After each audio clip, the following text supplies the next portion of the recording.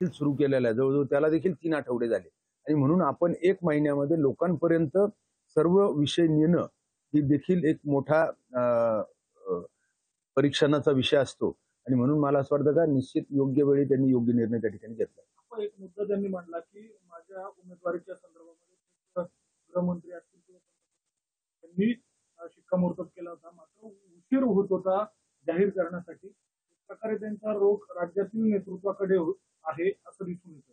तर त्यांनी सांगितलं त्यांच्या पत्रकार परिषदेमध्ये का सर्वच संघटनेचा त्यांना पाठिंबा होता, परंतु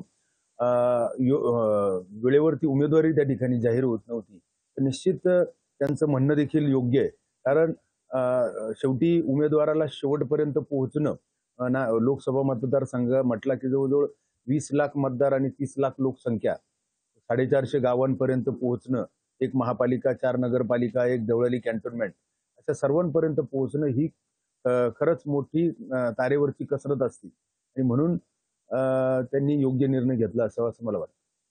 शेफाली भुजबळ यांचंही नाव चर्चेत येत आहे. खरं म्हणजे स्वतः भुजबळांनी माघार घेतली असली तरी राष्ट्रवादीचा दावा कायम आहे. त्यांचे अनेक आमदार या ठिकाणी आहेत, त्यामुळे तेही या जागेसाठी आग्रही आहेत. हा तिढा खरंच सुटला असं म्हणायचं का, किंवा भुजबळांच्याच पुरता हा तिढा होता? मला असं वाटतं का यामध्ये मुख्यतः ही जागा शिवसेनेचीच होती, परंतु केंद्रीय मंत्री अमित भाई शाह असतील यांच्याकडून आग्रह धरला जात होता की या ठिकाणी भुजबळ साहेबांनी लढावं.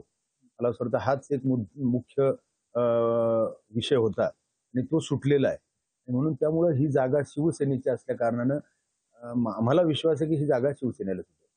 कधीपर्यंत आपल्या उमेदवारीवर शिक्कामोर्तब होईल असं आपल्याला वाटतं का लवकरात लवकर होणं अपेक्षित आहे, कारण महाविकास आघाडीच्या उमेदवाऱ्या जाहीर होऊन जवळजवळ 3 आठवडे झालेत आणि लवकरात लवकर जर जाहीर झाली तर निश्चितच आपण तर विद्यमान खासदार आहोत. आपण या अगोदरच आपल्या आचारसंहिते अगोदर एक आपला पूर्ण राऊंड त्या ठिकाणी झाला होता सर्व गावांमध्ये आणि प्रत्येक वार्डामध्ये आणि त्यानंतर निश्चित वेळ कमी असल्या कारणानं आजच्या आज लवकरात लवकर निर्णय या ठिकाणी जाहीर होईल असं आपल्याला विश्वास आहे.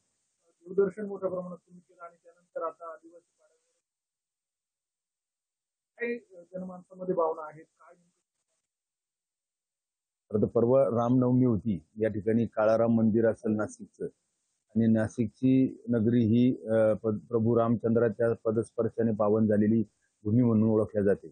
आपण अयोध्येला देखील जाऊन दर्शन घेतलं, त्र्यंबकेश्वरचं देखील दर्शन घेतलं आणि आज आपण काही आदिवासी भागामध्ये या ठिकाणी जाऊन महायुतीचा प्रचार या ठिकाणी करत होतो आणि निश्चित आता पत्रकार परिषदेनंतर असं वाटतंय की निश्चित ही जागा शिवसेनेला सुटून निश्चित यावरती लवकरात लवकर निर्णय होईल.